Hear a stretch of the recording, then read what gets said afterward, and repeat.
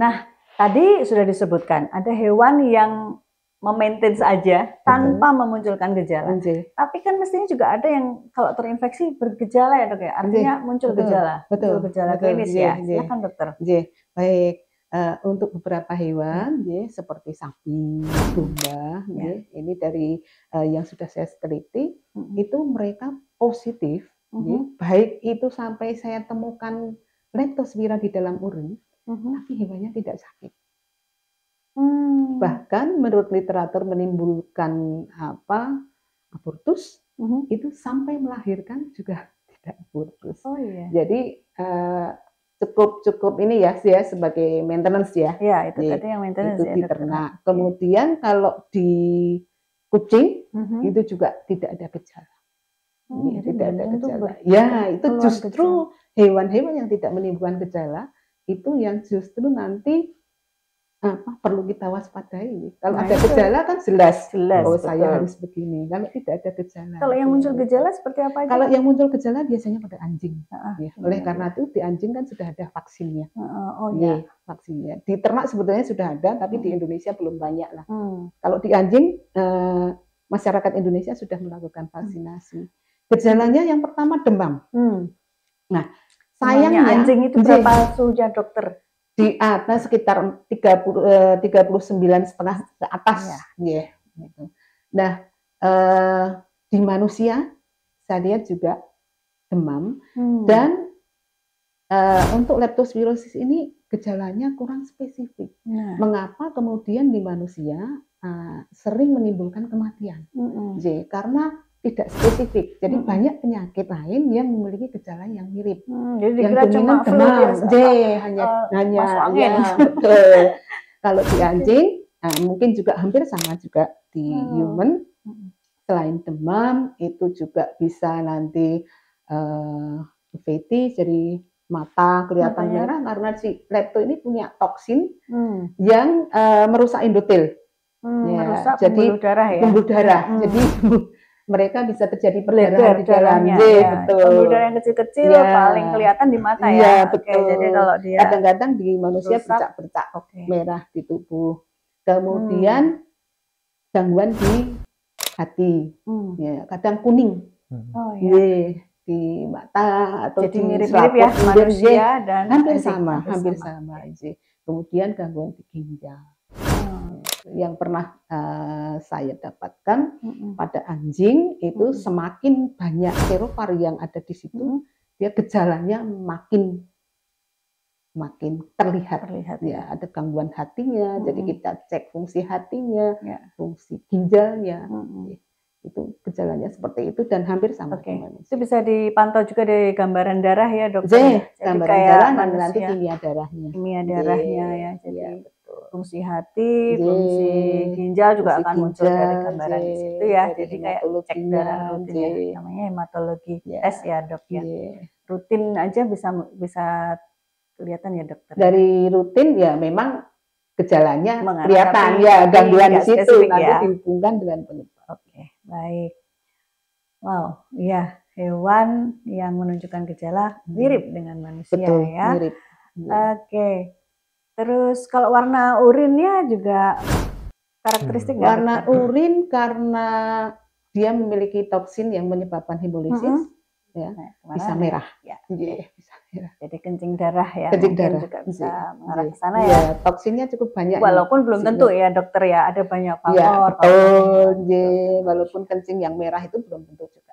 Bagaimana masyarakat ini? Apa yang harus dilakukan? Dan apa yang perlu diwaspadai? Silakan dokter Mursid. Ya, kalau dari sisi kedokteran hewan ya, atau istilahnya dari sisi medik veteriner ini saya membaginya menjadi paling nggak 4 ya. Pertama dari aspek kesehatan dari hewan kesayangannya.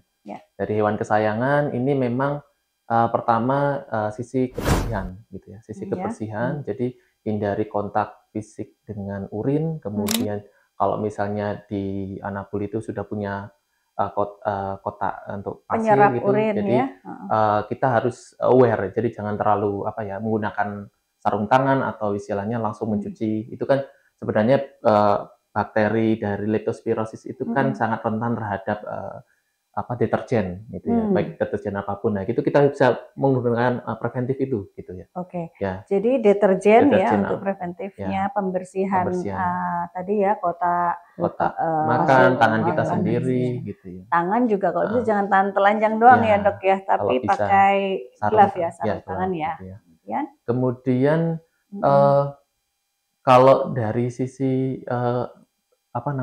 berikutnya adalah dari sisi ternak ya. Ternak itu ada macam-macam seperti tadi sudah disampaikan oleh Dokter Gundari. Jadi ada sapi, kambing, kemudian domba. Nah, ini sama. Jadi biosecurity-nya, penggunaan APD, kemudian juga urinnya kadang ada yang ditampung untuk pupuk. Nah, ini juga harus aware. Bahkan kita penyiraman di tanaman itu juga kita harus aware. Dan kita harus melihat kondisi tubuh kita bahwa ada sedikit luka atau tidak. Dan setelah melakukan kegiatan itu, baiknya kita cuci tangan menggunakan deterjen ya, jangan menggunakan air saja gitu. Dan itu yang paling penting. Kemudian juga mungkin ada yang bertani gitu kan.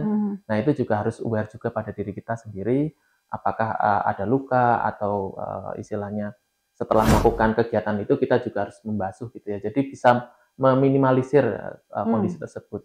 Kemudian yang berikutnya dari satwa liar. Nah, ini satwa liar dan saya juga, kami tim juga melakukan penelitian untuk yang di satwa liar di leptospirosis itu, rupanya mereka lebih tahan terhadap beberapa serovar gitu. Nah, ini menjadi concern bagi orang-orang yang bekerja atau bersinggungan dengan satwa liar gitu ya.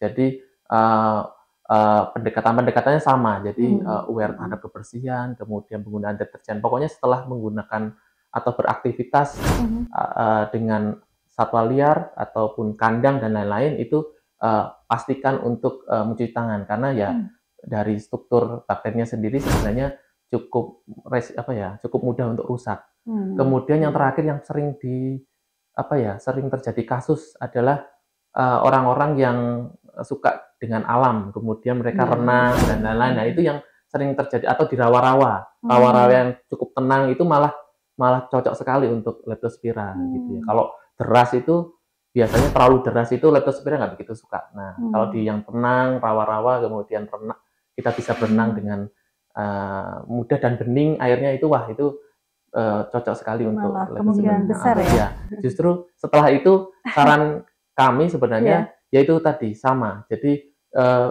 upayakan pembersihan gitu ya. Nah, apabila memang sudah demam itu bisa ke dokter rumah sakit dan seperti yang dikatakan beberapa ahli memang untuk gejala spesifiknya itu agak sulit dibedakan. Nah, itu yang menjadi tapi tanda pertamanya demam ya dokter ya? Jadi begitu demam seperti ya, hitungannya berapa ya ini kita berpacu sama si bakteri ini? Tergantung jumlahnya yang ada di hospes ya? Iya, juga jumlah dan serovar. Kalau serovarnya pas apes yang tadi ya, apa tadi namanya? Nah, itu pendarahan ya. Itunya organ-organ bisa rusak ya dokter ya? Betul. Organ-organ penting lagi ya dok ya? Targetnya yang penting-penting, ginjal, hati, paru-paru, bisa juga selesai. otak. Iya ya. Ya karena peredaran darah juga bisa memfasilitasi kemana-mana ke seluruh organ itu ya dokter ya. Nah itu juga ya.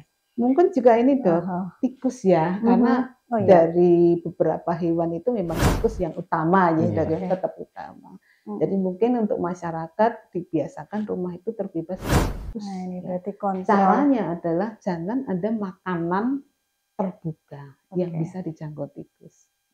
Karena saya juga pernah melakukan penelitian pada kelompok sapi yang di daerah pemukiman itu kasusnya juga tinggi. Ya karena di situ ini kebetulan kelompok sapi itu di pinggir kali padat penduduk. Nah itu karena si tikus ini kan selalu mencari makan ya.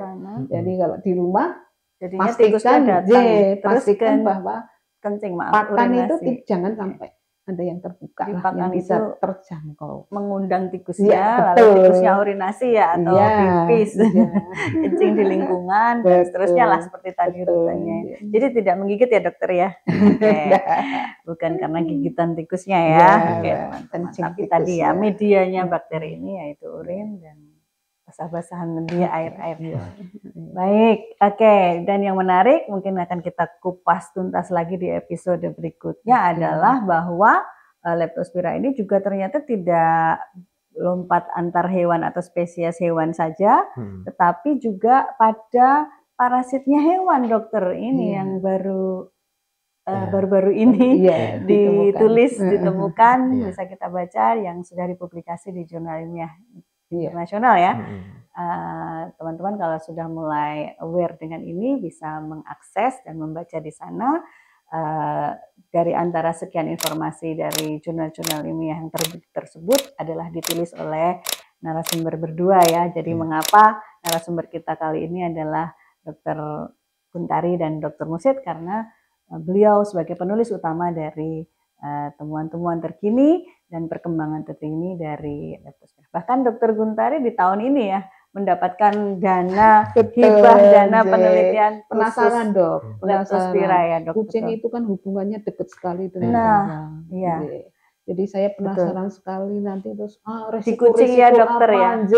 Jadi teman-teman Vetizen jika mau mendukung penelitian Dr. Guntari ini untuk semakin meneguhkan ya atau memberikan evidence pada kejadian leptospirosis pada kucing, boleh saja teman-teman menjadi relawan anaknya ya, kucingnya menjadi sampel penelitian di FKH UGM. Jadi silahkan menghubungi Dr. Guntari. Begitu juga dengan Dr. Mursyid, meneliti tentang kucing juga ya dok ya, sebagian besar ya. Meskipun yang Dr. Mursyid berusaha rangkum di dalam publikasi Dr. Mursyid yang belum lama ini diterbitkan, itu juga ada satwa liar tadi sudah disebutkan satwa liar apa saja. Nah, teman-teman Vetizen bisa mengakses ke tulisan Dr. Mursyid ya. Oke. Baik, terima kasih. Kiranya menambahkan informasi bagi masyarakat Vetizen tentang leptospirosis.